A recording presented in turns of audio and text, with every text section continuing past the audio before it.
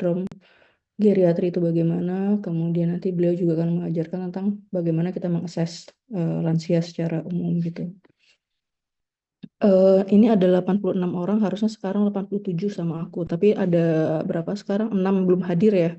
Bisa bantu dikontak untuk hadir karena mungkin dari Ibu Melda ini ada mengawasi atau ada di record atau sejenis, aku I don't know. Ya, aku nanti bagi slide-nya di sini. Kemudian yang kedua akan ada quiz karena bagian apa sih namanya dari permintaan pengampunya atau ketua jurusan atau ketua apanya, ketua blok ini minta ada quiz di akhir integrated teaching bagian dari penilaian nanti. Begitu juga nanti ada CBT, ada OSCE. Nah, teman-teman, jadi lansia ini pada dasarnya adalah populasi yang khusus karena seperti yang anak-anak tumbuh di sini kita menjadi mulai mengalami penurunan penurunan fungsi-fungsi organ ini menyebabkan tampilan klinis penyakit itu tidak lagi sama, tidak lagi seperti kayak kamu muda-muda ini. Lalu akan banyak hal yang seperti infeksi, kemudian dekubitus atau eh infeksi, kemudian akan ada juga gangguan kesadaran yang akan berbeda dengan populasi pada umumnya. Sehingga kita perlu tahu nih kenapa kita belajar tentang geriatri. Nah, salah satu kegawat daruratan bagian geriatri itu delirium. Delirium ini kenapa gawat? Karena outcome-nya nanti jelek. Jadi kalau misalnya ada orang yang delirium, kemudian dia akan mudah menjadi frailty. Frailty apa? Renta. Renta itu nanti juga dibahas sama Dokter Nuri. Jadi dia gagal pulih, begitu ada satu insult sedikit saja, satu kondisi akut, dia akan menjadi jelek dan tidak bisa kembali ke fungsional sebelumnya. Masalah yang kemudian muncul karena dia lansia ini tadi nggak khas tampilan klinisnya, maka akan sulit didiagnosis, juga sering miss oleh teman-teman yang di Vaskes maupun orang yang di komunitas. Nah, jadi nanti ada dua topik yang aku bawain, satu delirium, yang kegawat daruratannya, satu lagi adalah tentang geriatri komunitas. Tapi ntar kita bahas kenapa geriatri komunitas juga penting. Oke, ini apakah udah jelas ya terlihat di sini? Di Jelas ya? sini sudah jelas. Oke. Sebelumnya kenalan dulu, mungkin aku belum pernah masuk atau sudah masuk atau pernah ketemu pada waktu skill lab atau OSCE. Aku Rizky dari bagian penyakit dalam divisinya geriatri. Gimana Kayla? Oh enggak, oke. Jadi hari ini diamanahkan untuk menjelaskan sedikit tentang delirium. Ini yang nanti kita bahas, apa sih delirium itu, kenapa terjadi, kenapa bisa terjadi, apa yang menyebabkannya, bagaimana kita mendiagnosis, manajemen, lalu ada ilustrasi kasus. Ini sebenarnya aku pakai slide untuk ngajar SP1. Mudah-mudahan untuk ilustrasi kasus nanti tidak begitu sulit ya. Oke, jadi di sini delirium ini kenapa bisa terjadi peningkatan? Karena jumlah populasi usia lanjut juga meningkat. Setelah kita merdeka, setelah Perang Dunia Kedua berakhir, ada yang namanya baby boomers, nenek kalian, kakek kalian gitu, atau orang tua kami gitu. Eh, Jumlahnya banyak. Kenapa? Karena persalinannya meningkat, jumlah kelahiran meningkat, dan kematiannya menurun. Menurunnya kenapa? Karena udah nggak perang. Nah, dalam waktu sekitar 60 tahun, 70 tahun setelah tahun 1940-an itu, mulailah terjadi ledakan penduduk usia lanjut. Yang paling banyak itu di Jepang, ya, Jepang, Taiwan, kemudian China. Di sini, kapan kita katakan bahwa populasi usia lanjut itu, orang dikatakan usia lanjut itu kan di bawah, di atas 60 tahun atau di atas 70 tahun gitu. Nah, di Indonesia dikatakan aging population kalau jumlah lansia-lansia itu udah di atas 10%. Nah, Indonesia ini dari tahun 2020 rasanya sudah masuk ke aging population 10,1. Sehingga kita udah mulai pas ya menua. Ini paling lambat di antara semua teman-teman kita yang lain, negara-negara yang lain ya.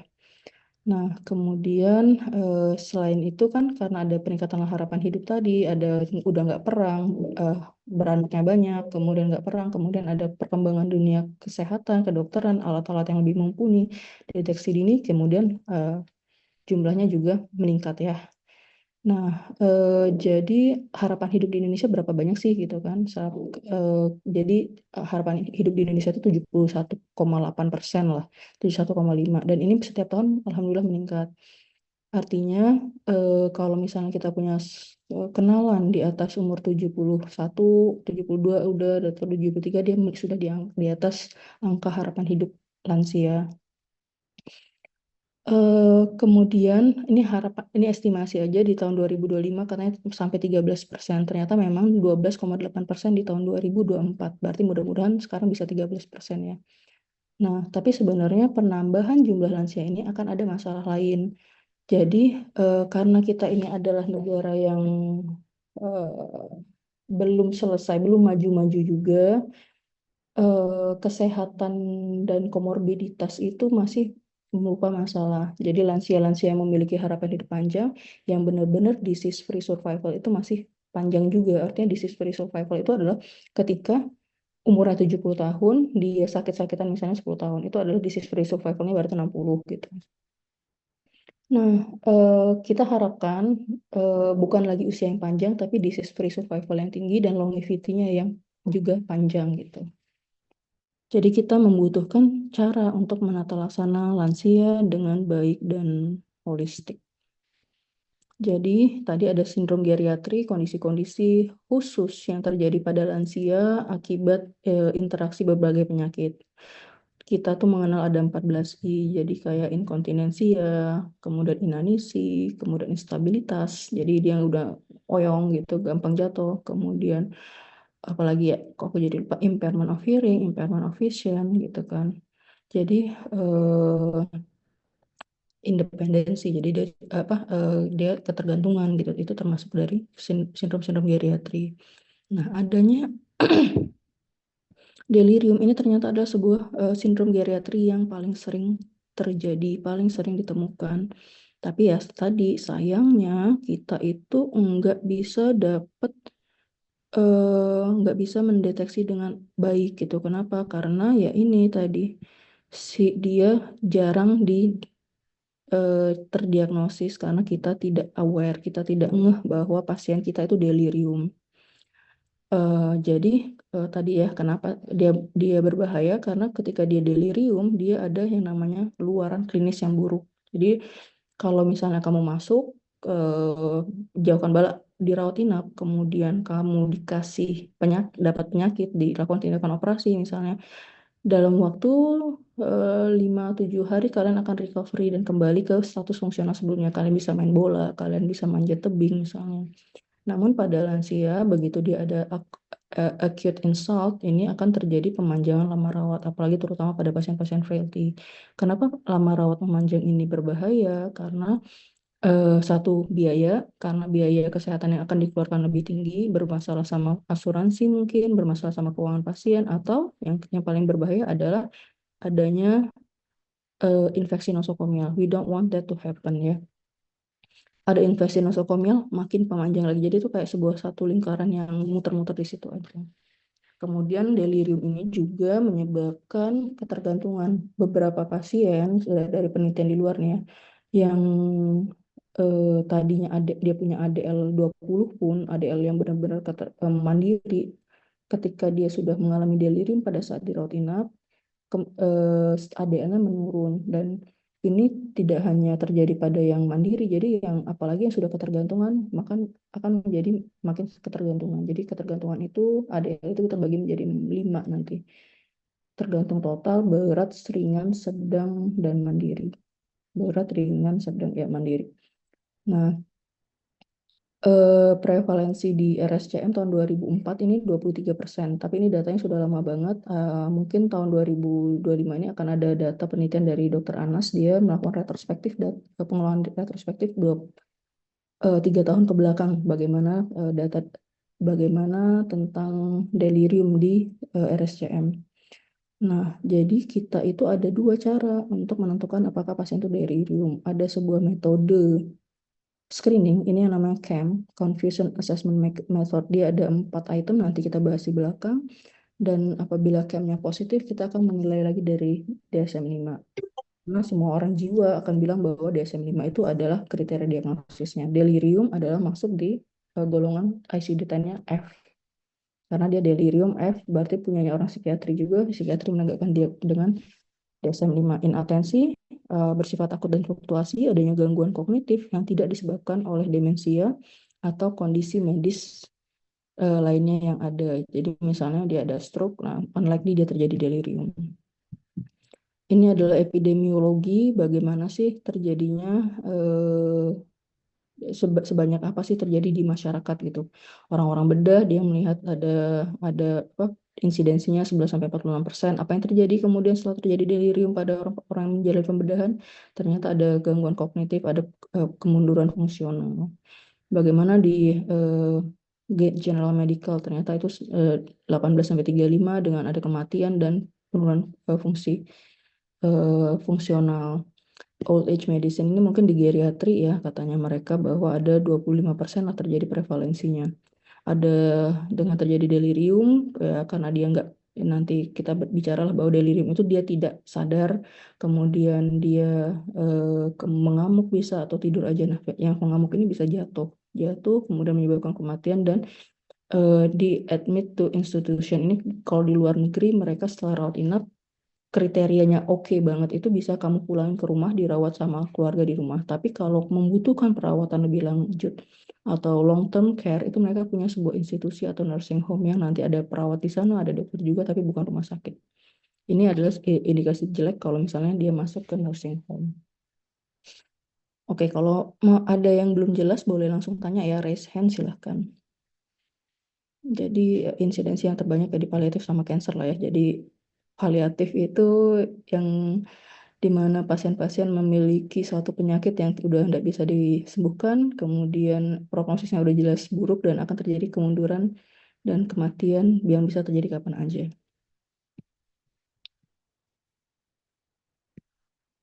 Oke, kenapa sih bisa terjadi? Nah, ini adalah gambaran otak kita, kemudian ada yang namanya masalah-masalah yang terjadi ketika si kenapa lansia kita bisa menjadi delirium. Jadi pertama itu yang jelas itu ada masalah pada mikroglianya. Di sini adanya eh, proses penuaan, kemudian sekresi eh, mediator inflamasi, kemudian adanya disfungsi dan injury pada sistem neuron.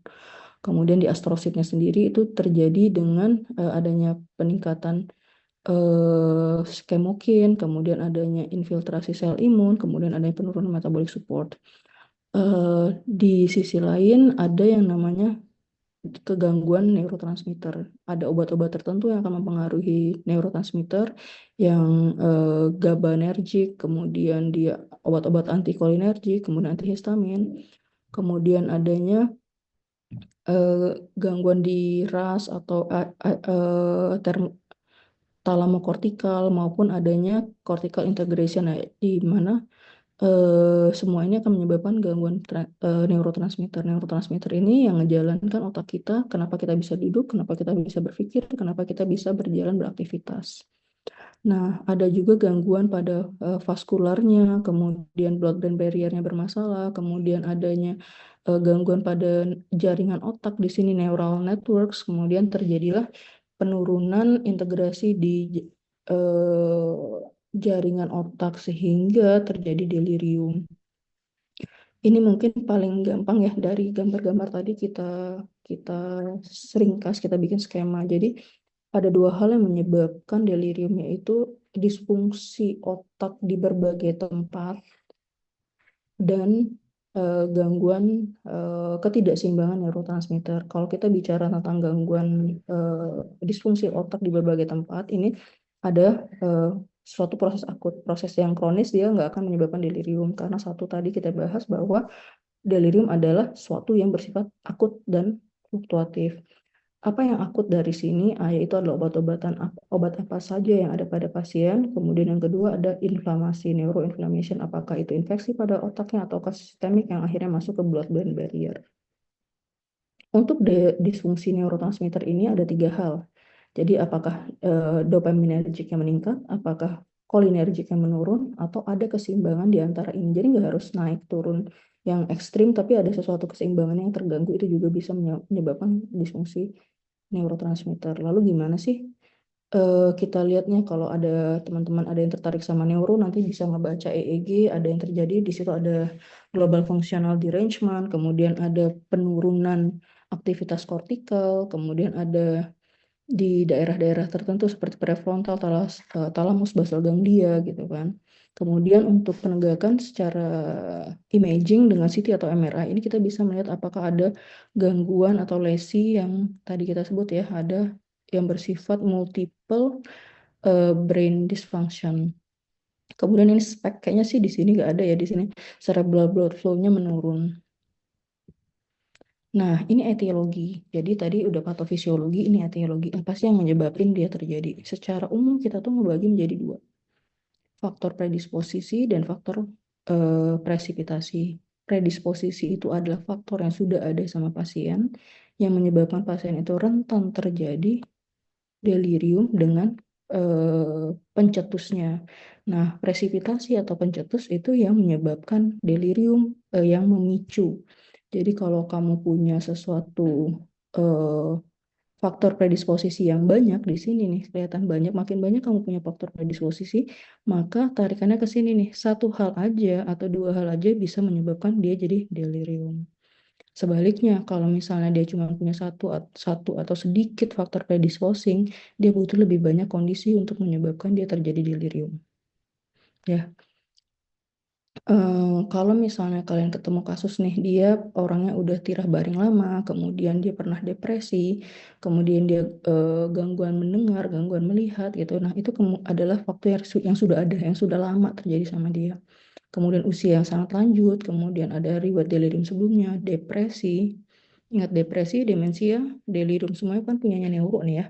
Kemudian ada gangguan fungsional, yaitu yang tadi tirah baring lama. Nah, ada salah satu atau banyak di sini, kemudian pasien itu ya misalnya dia tirah baring lama, kemudian tirah baring lama efeknya kan nanti ada pneumonia ortostatik atau ada dekubitus, kan terjadi yang namanya di sini nih metabolic derangement atau infection.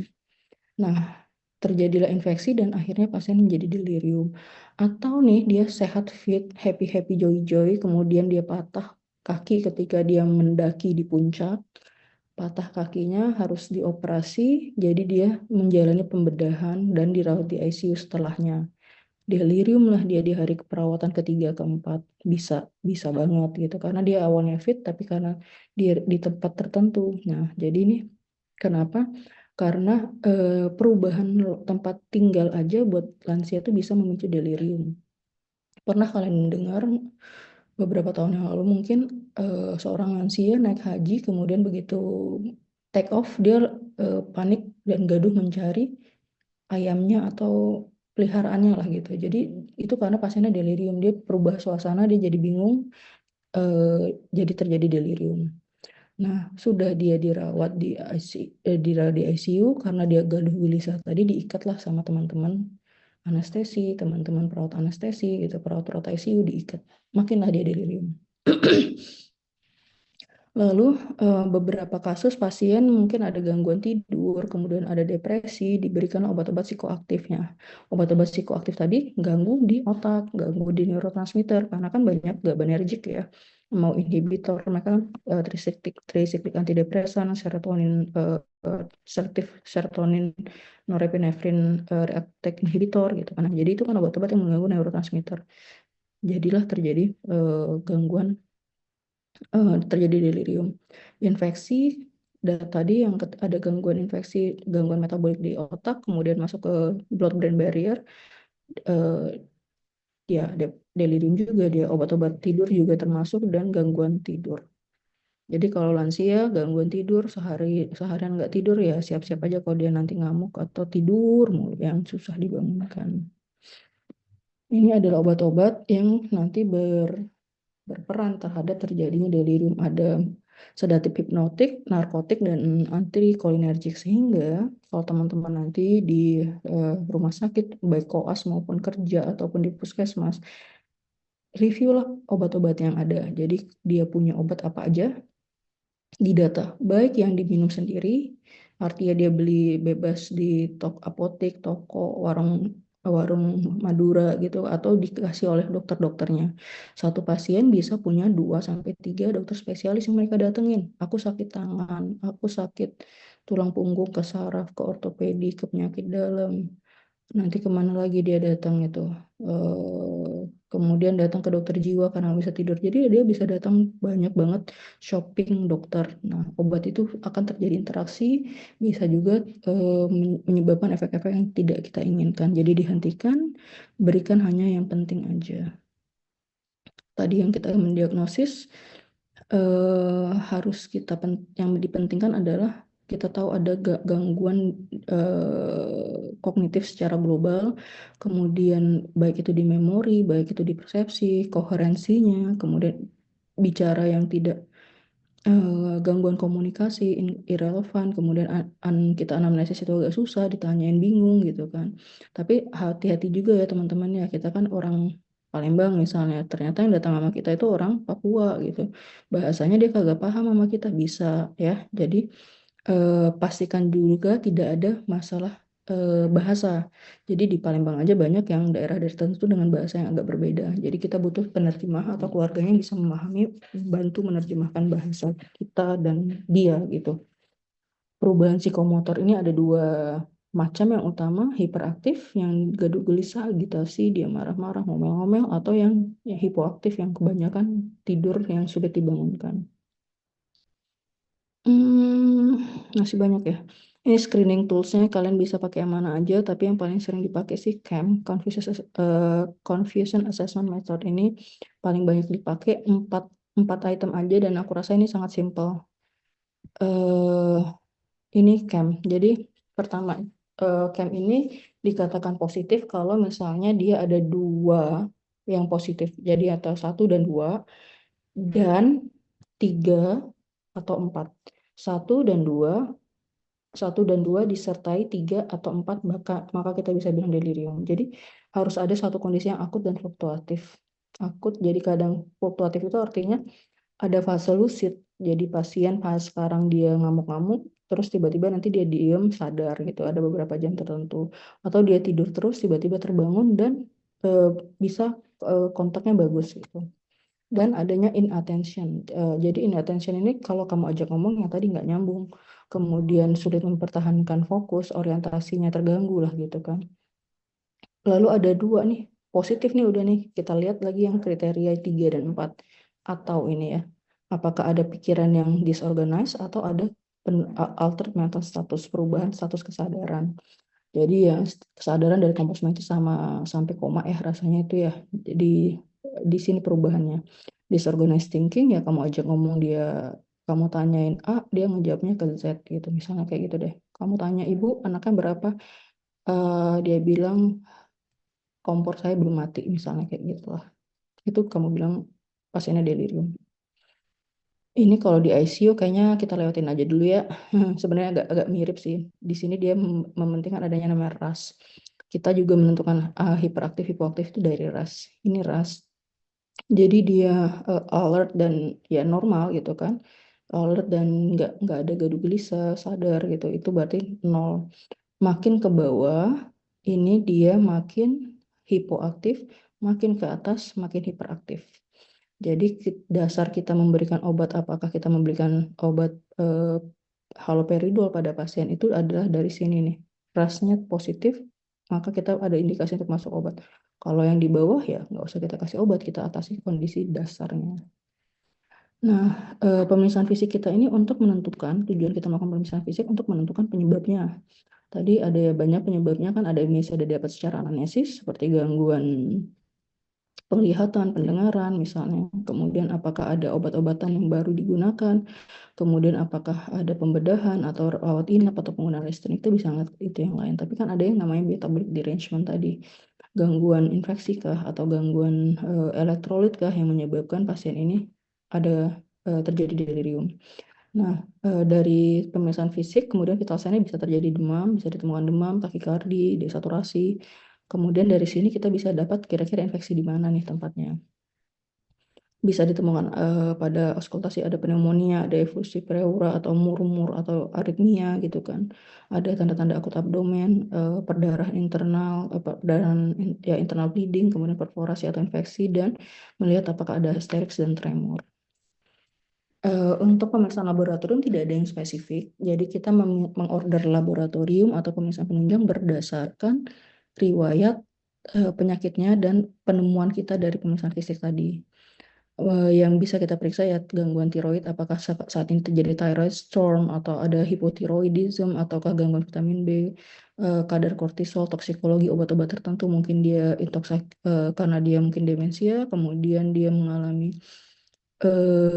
ya nggak tahu lagi obatnya yang mana, harusnya sudah minum obat tapi dia bilang belum, dia minum lagi, jadi bisa terjadi peningkatan kadar obat tertentu, sifilis atau ada amonia gitu. Bisa juga kamu periksa liquid cerebrospinalnya, cairan ya cerebrospinal, kemudian CT scan atau EEG. Tapi ini kontroversial karena apa? Kalau dia delirium hiperaktif, kamu ambil LCS-nya bisa berantem lagi kan sama dia ya. Terus CT scan ya tadi kita perlukan kalau ada indikasinya, dan EEG juga kalau ada indikasi. Balik lagi indikasinya apa?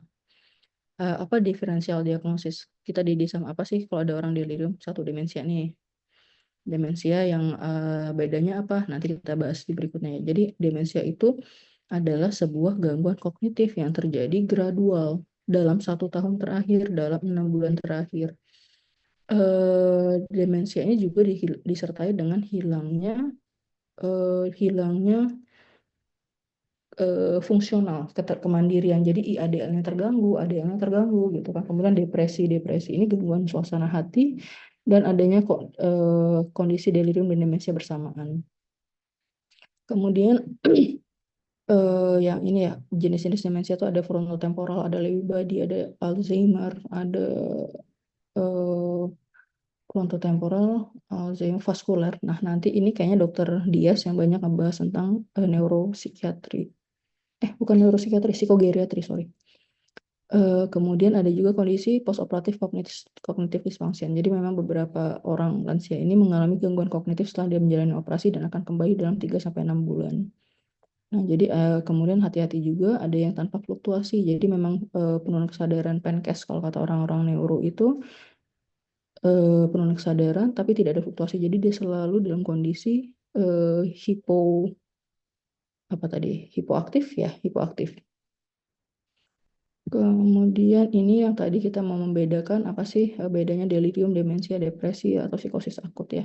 Jadi onsetnya ada yang akut, demensia itu progresif, gradual, kemudian ada yang waxing and waning di mana dia itu ada periode lucid, ada periode deliriumnya, kemudian ada course over time dia nggak ada hubungan. Jadi demensia itu akan terjadi terus-menerus perburukannya. Nah, gangguan kesadaran ini ada dia tuh alert alert tapi dia dari lethargic sampai ke hyper alert. Jadi sangat sangat agitasi gitu. Dan demensia itu biasanya normal. Jadi kayak kamu ngeliat orang biasa aja duduk-duduk di jalan tapi dia ternyata demensia bisa. Gitu, depresi juga normal. Gangguan memori itu terjadi pada delirium. Kemudian demensia juga terjadi, tapi itu enggak gimana ya? Gangguan kognitifnya demensia itu terjadi terhadap hal-hal yang baru terjadi. Maksudnya, apakah dia sudah minum obat atau belum? Apakah dia sudah makan atau belum? Apakah dia sudah mengunci pintu atau belum gitu ya? Jadi itu yang sering terganggu disertai gangguan fungsionalnya. Jadi dia sudah tidak bisa menahan kencing, dia tidak bisa menjudge bahwa tempat ini bisa pipis atau enggak, saat yang tepat untuk pipis apa enggak. Kemudian dia juga tidak lagi mampu bertransaksi, nggak bisa lagi masak. Kayak gitu. Ya, selanjutnya baca aja ya. Ini adalah algoritmanya. Kamu yakin delirium, kamu lihat apa bagaimana baseline kognitifnya dia, kemudian assess dengan CAM tadi, kemudian bukan disebabkan oleh demensia atau depresi, baru kamu udah confirm, maka kamu tata laksana gejalanya dan kamu penyebab penyebab potensial atau penyebab yang dapat memperburuknya itu kamu atasi juga.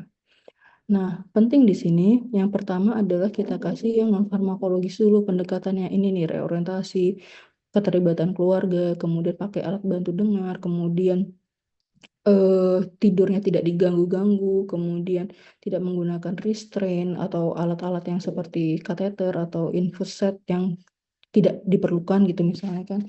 Mobilisasi dini, kemudian diminta pasiennya membersihkan diri sendiri, maksudnya cuci muka, bersisir, atau gosok gigi. Dan pada saat tidur kita sarankan tidur dengan kondisi yang gelap gitu dan sunyi, sehingga dia bisa tidurnya tidak terganggu tadi. Jadi kalau siang hari pastiin bahwa jendelanya kebuka, kemudian dia dekat sama jendela sehingga dia tahu ini ada kondisinya sudah pagi gitu. Nah, kalau pada pasien yang sangat agitasi baru kita kasih farmakologis. Kita kasih apa? Haloperidol 0,25 sampai 1 miligram. Boleh minum, boleh intramuskular. Bagaimana kamu mencegah nih? Jangan sampai pasien kamu kena delirium. Jadi tadi kita sudah lihat di sebelumnya ini adalah tata laksana non farmakologis yang juga bisa kita pakai sebagai pencegahan. Jadi kalau ada kakek nenek yang datang ke rumah sakit kita, kemudian dia gangguan penglihatan, ada kacamata baca apa enggak, ambillah di rumah. Ada alat bantu dengar enggak, ambillah di rumah gitu. Sehingga kita bisa sehingga pasien itu tidak terjadi delirium. Pencegahan yang lain adalah menilai apa faktor resiko yang ada pada pasien dan kita tata laksana. Ini nih, misalnya dia nyeri nih, sakit habis jatuh, ikut apa tuh namanya, manjat manjat ke puncak kemudian jatuh gitu, jatuh patah, berarti nyeri yang mungkin akan menyebabkan dia terjadi delirium. Apa yang kita bisa lakukan? Berikan paracetamol. Kemudian jika perlu masukkan morfin, oksikodon kalau misalnya terjadi nyeri yang tidak bisa tercover oleh obat anti nyeri kita tadi. Nah, ini tata laksana kayaknya tadi udah dibahas juga, non farmakologis dulu, baru kita beri antipsikotiknya. Ingat ya, benzodiazepin ini nggak boleh dikasih karena dia bisa memperburuk kondisi deliriumnya. Reorientasi tadi juga udah dibahas, ada peran di keluarga, kemudian pelaku rawatnya, kemudian dipindahkan pasien-pasien tersebut dirawat di dekat nurse station atau pada ruangan khusus. Jadi kalau misal di RSCM kita punya satu ruangan sendiri di mana pasien-pasien yang berisiko tinggi delirium membutuhkan pemantauan ketat ditempatkan satu ruangan dengan perawatnya. Di sisi lain kan ruangan-ruangan lain tidak dipantau oleh perawatnya. Jadi mereka tuh kayak seperti ICU mini gitu. HCU lah ya. Kemudian adanya delirium itu meningkatkan lama perawatan karena dia tadi harusnya sudah selesai dirawat, ternyata deliriumnya nggak balik-balik. Bahkan delirium yang hipoaktif yang punya prognosis lebih buruk ini bisa menetap sampai 6 bulan atau 1 tahun. Jadi dia akan tidur aja baring aja, nggak bisa kontak lah kayak gitu. Kemudian mortalitas juga meningkat. Kenapa? Tadi ada gangguan yang tidak bisa kita atasi, maka terjadi meninggal penggunaan nursing home. Kalau di luar negeri ada ya, tapi kalau di kita mungkin membutuhkan long term care ya. Jadi ada home care-nya, ada fasilitas-fasilitas yang disediakan oleh puskesmas yang bekerja sama dengan rumah sakit untuk memantau bagaimana kondisi pasien. Kemudian risiko jatuh karena tadi dia agitasi jatuh, kemudian kalau jatuh dia bisa jadi terjadi patah karena dia osteoporosis, ujung-ujungnya dirawat lagi. Dan infeksi, jadi infeksinya menyebabkan delirium, dia delirium, tirah baring lama, terjadi infeksi lagi. Hati-hati terjadinya penurunan kognitif setelah delirium dan adanya penurunan fungsional. Karena dia delir, kemudian lama di tirah baring, tidak ada mobilisasi dini yang adekuat sehingga pasiennya mengalami ketergantungan.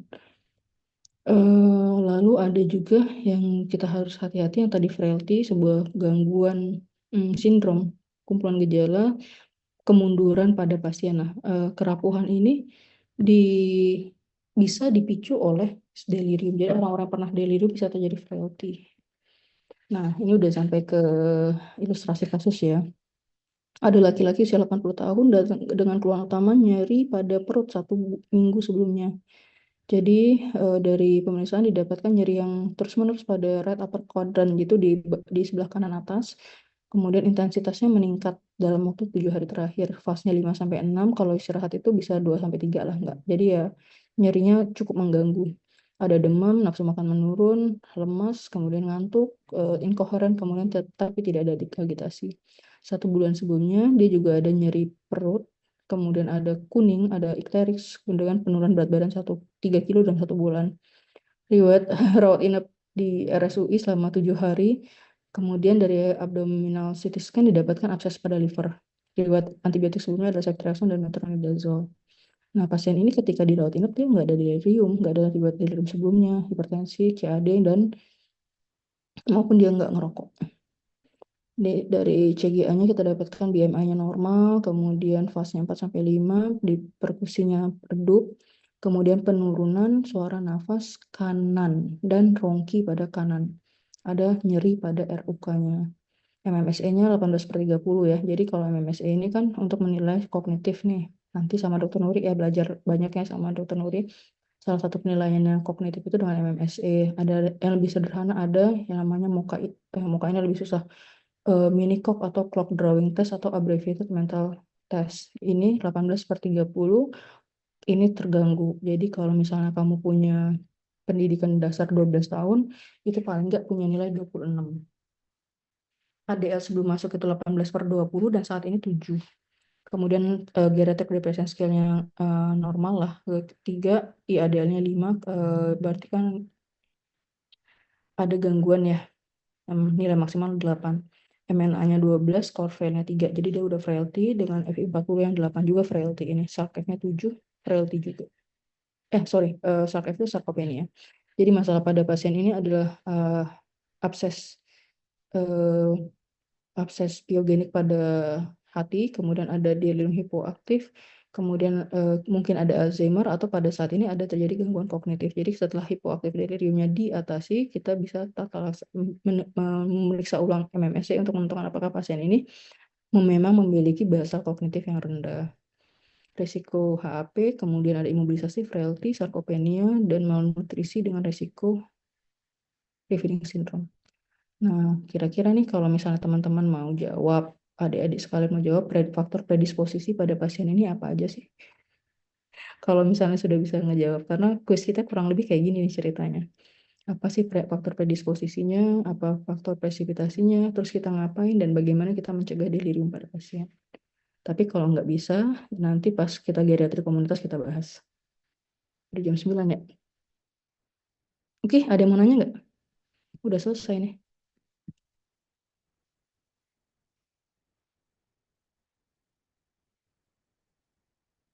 Kalau nggak ada pertanyaan, kita bisa langsung ke kuis, karena kuisnya sama kayak case yang tadi. Tapi dibuat lebih sederhana supaya bisa dijawab sama teman-teman. Oke, ada yang ada yang mau coba?